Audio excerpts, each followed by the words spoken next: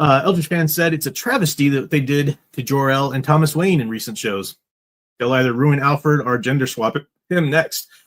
You're absolutely right. Our culture does not like father figures. Well, on the one hand, our culture doesn't like father figures in our country, or in our, excuse me, I'm trying to get the thing there, do too many things at once. On the one hand, our culture doesn't like father figures in our stories. Yeah, and I think that's in the, we're seeing that with the what we used to call SGWs, or you want to call them the woke, or whatever. Ideologues is probably the best word to use. That's their influence on our stories. And we've seen it, right? They've deconstructed, even Man at Arms and the garbage Kevin Smith, He-Man crap that they did. They want to deconstruct every father figure out there because they're uncomfortable with the idea of a father figure. They're uncomfortable with even admitting that children need a good, strong, masculine father figure. That's toxic, And what has it done? It's bitten them in the butt. Now they're just like, oh, crap, well, men aren't voting for us anymore. Why won't they come along and let us tell them how horrible they are, On the one hand, there's that. On the other hand, though, I think this is why movies that even remotely explore a good father figure or just pay sort of, service to the idea that fatherhood's important do so freaking well. This is why one of the reasons why I think Godzilla -1 did so well. Even though I wasn't crazy about it. I did that in my review. Everybody that was saying how much they liked it, one of the biggest things they were saying about it was the portrayals of masculinity or the need for fatherhood and whatnot. One of my favorite movie lines about the father comes from the OG Magnificent Seven. I was going to talk about this too. I'm so glad you brought it up. The Charles Bronson speech. You're absolutely right. You're absolutely right. This is such an amazing, it's such an amazing speech. I should have found a link so I could have read it word for word, but I'll give you the gist of it. So Magnificent Seven, you've got this village and they're a village of farmers and they're powerless to fight against these bandits who are, taking their crops and whatnot. So they go out and find a bunch of gunslingers and, kind of bandits in their own right, to a certain degree, willing to help them. I've talked a little bit about it before, coming from Seven Samurai, and the Magnificent Seven did it so well. And Charles Bronson's character, he's part Mexican. So the Mexican village kind of, the children take to him. He's like part Irish and part Mexican. His character is anyway.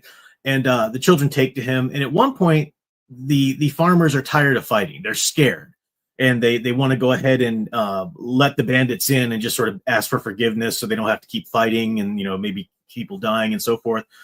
And the children come to Charles Bronson's character, but they said, we want to go with you because our fathers are cowards. And Charles Bronson, I think he grabs the kid that says it and spanks him right then and there.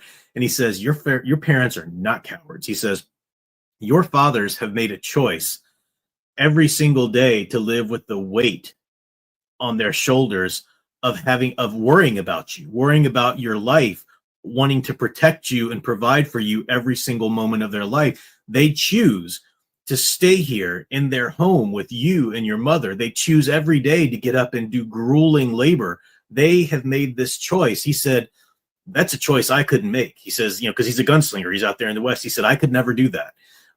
They are the brave ones. He said, I'm the coward. I could never, take on that responsibility. And he said it way more eloquently than I'm saying, but it's so absolutely true. That's what real fatherhood is. It's having the courage to take on the enormous weight of responsibility. And you don't do it because you're a martyr. That would be a horrible father, or someone that brings it all. You don't appreciate all the things I do, blah, blah, blah. That's horrible. They do it for love, for self-sacrificial love. They do it because that's the perfection of the masculine genius, to give love and to serve. And when you pair that with the perfect masculine or feminine genius, the woman there to receive that love, nurture, give it back, that's the perfect home. This is why children so desperately need a father and a mother figure. Desperately. It's basic human psychology is built into who we are. And yeah. I think you've got some of the quote there. Maybe you got, you gave me a link to it. Yeah, people can take a look at that link if they want to. But you say, you think I'm brave because I carry a gun. Well, your fathers are much braver because they carry responsibility for you, your brothers, your sisters, and your mothers. And you might be typing out more. But yeah, no, it's a great quote, and it's a great point.